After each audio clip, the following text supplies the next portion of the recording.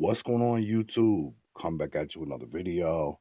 Okay, so ARAB, I brought you guys a bunch of new information surrounding his whole case, whole bunch of new paperwork. There's been 48 pages of this new paperwork. Very interesting stuff. Actually, when I was going over the paperwork, I was skipping through some of the parts a little bit too fast, and I missed this, which is actually very interesting. So I figured I'd bring it to you. This is one of the instances where the feds are claiming ARAB was on social media talking about, basically everything that was going on. So I'm going to read this to you. This is coming after the FBI was doing surveillance on these trips, and they finally decided to start raiding people, basically. I'm going to read this. It says, given that the condition for the search was met in the early morning hours of May 17, 2018, the FBI executed a search warrant at 250 North Columbus Boulevard, during which they found approximately 10 kilograms of cocaine and 5 pounds of methamphetamine. Hoover was the only one in the apartment at the time. Jamal Blanding was later observed leaving 250 North Columbus, at which time he went to Hickson's apartment at 1 Brown Street before returning to 250 North Columbus Boulevard. Now, here's where it starts talking about ARAB and his music and social media.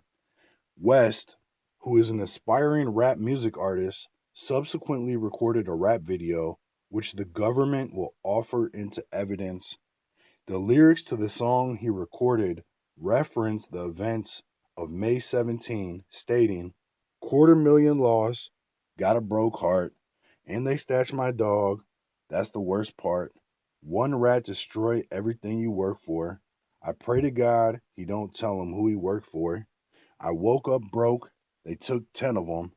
The 10 kilograms of cocaine and the 5 pounds of methamphetamine seized from 250 North Columbus Boulevard serve as the basis for count 12 of the second superseding indictment, with which co-conspirators West, Blanding, Hickson, and Hoover are charged.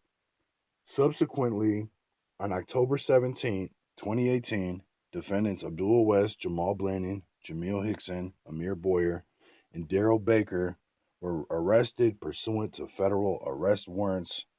Agents attempted to arrest co-conspirator Hans Gadsden. However, he fled to Los Angeles and was arrested there several months later. Boyer was arrested at the mansion where he had been living.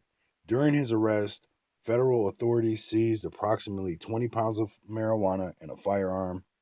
Boyer, a previously convicted felon, is charged in counts 13, 14, and 15 of the second superseding indictment with crimes related to his possession of marijuana and a firearm. So, this is just one instance, actually, where ARAB, the music, is being used against them.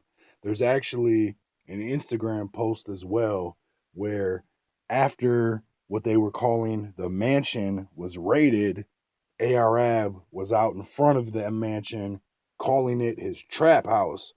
So there's a picture of ARAB standing in front of what they call the mansion, referring to it as his trap house after it was raided by the police. And then they're also talking about these lyrics saying, "$250,000 lost, got a broke heart, and they snatched my dog, that's the worst part. One rat destroy everything you work for. I pray to God he don't tell him who he worked for. I woke up broke, they took 10 of them."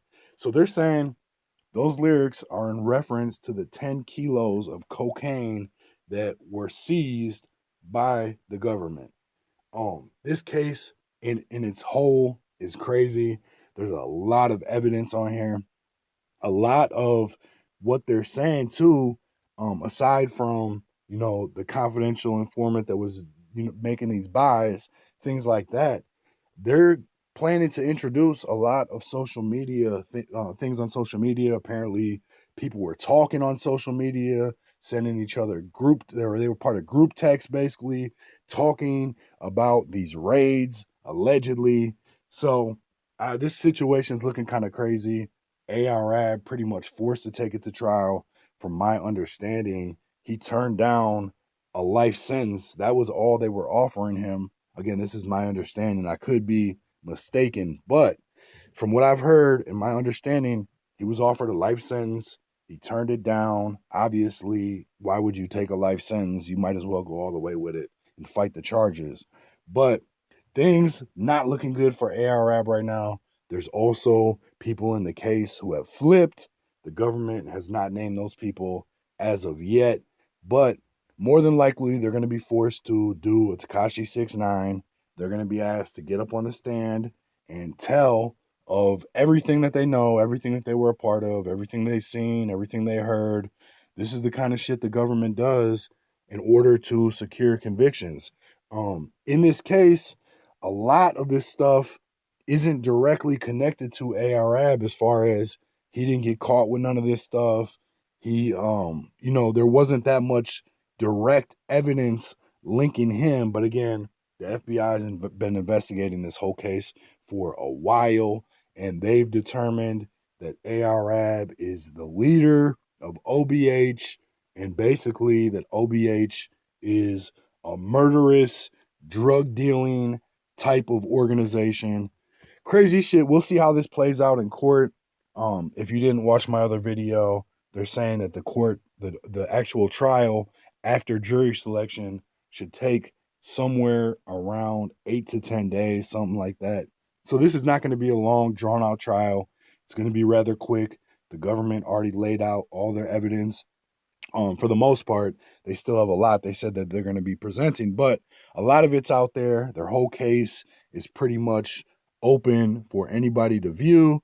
Now it's just going to be up to the defense to see what kind of, what kind of defense is presented to try to maneuver around these charges. We'll see. I'll keep you updated.